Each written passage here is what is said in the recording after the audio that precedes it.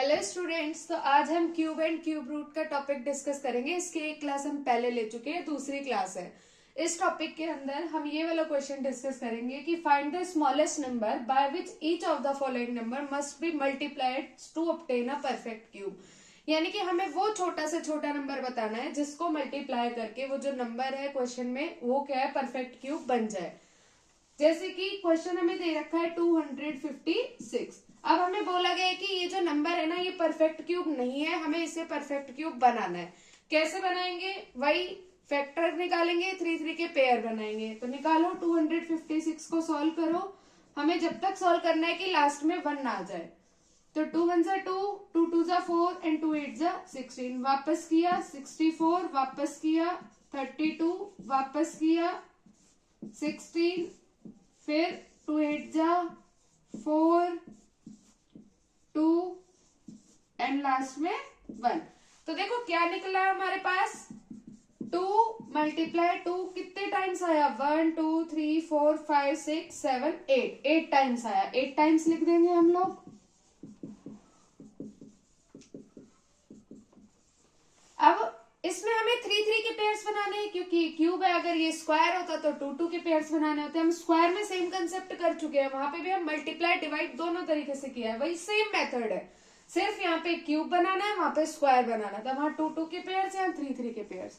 तो देखो 2 पेयर तो कंप्लीट बन गए हैं। यहाँ पर क्या है, 2 टाइम्स 2 है। एक अगर 2 और होता तो ये वाला पेयर भी कंप्लीट हो जाता और ये जो नंबर है ये परफेक्ट क्यूब नंबर बन जाता।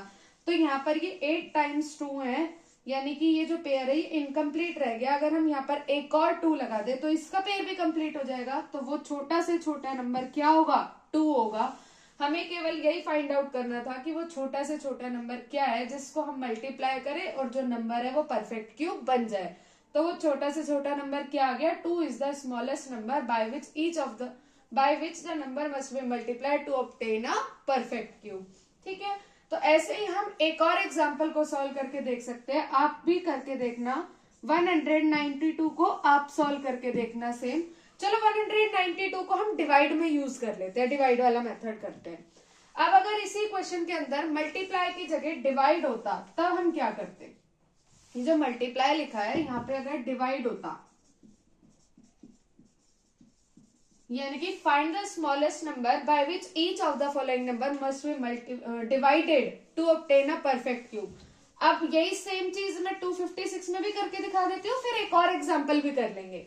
अब यहाँ पर देखो ये 2 टाइम्स 2 जो है एक्स्ट्रा है, हमने मल्टीप्लाई करना था तो एक और 2 लगा दिया, लेकिन अब डिवाइड करना है तो इन 2 टाइम्स 2 को हटाना पड़ेगा जो ये पेयर है। यानी 2 टाइम्स 2 तो कितना हुआ, 2 2 जा 4।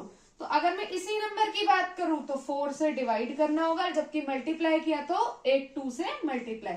एक और एग्जांपल करके देखते हैं। देखो 192 इसको सॉल्व करते हैं।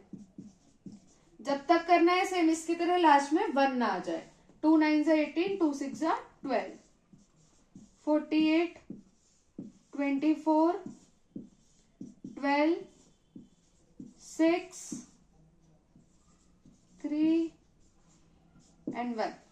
देखो एक पेयर ये कंप्लीट हो गया और एक पेयर ये कंप्लीट हो गया। तो यहाँ पर ये एक्स्ट्रा क्या है, 3। अब हमें मल्टीप्लाई करना होता तो 2 टाइम्स 3 और चाहिए होते हैं, लेकिन हमें यहाँ पर डिवाइड करना है तो हमें इस 3 को हटाना होगा। तो वो छोटा से छोटा नंबर हमारे पास क्या आ गया, 3 आ गया। 3 वो नंबर है जिसको अगर हम 192 को 3 से डिवाइड कर दे तो जो भी नंबर हमें मिलेगा वो परफेक्ट क्यूब मिलेगा। तो आप चाहो तो इसको इससे डिवाइड करके देख भी सकते हो कि हमें परफेक्ट क्यूब मिलता है नहीं मिलता, और इसको इससे देखो करके देखें। 256 को अगर मैं 4 से डिवाइड करती हूँ तो मेरे पास क्या आएगा, 4 6 जा 24, 64। तो 64 क्यूब नंबर है क्या, है 4 का। 4 4 जा 16, 16 4 जा 64। सेम ऐसे ही 192 को अगर मैं 3 से डिवाइड करूं तो मेरे पास क्या आएगा, 64। यहाँ पे भी देखो 64 आया, तो ये 64 भी परफेक्ट क्यूब नंबर है। अब आपसे क्यूब रूट पूछ ले तो क्या बताओगे, 64 का क्या है? वैसे तो आपको पता है, लेकिन आप यहाँ से भी देख सकते हो। एक पेयर यहाँ है, एक पेयर, एक 2 यहाँ से लिया, एक 2 यहाँ से लिया, इसको तो हमने हटा ही दिया। तो 2 2 जा 4, 4 क्या आ गया, इसका क्यूब रूट आ गया। ठीक है, तो आज के लिए इतना ही। Thank you so much.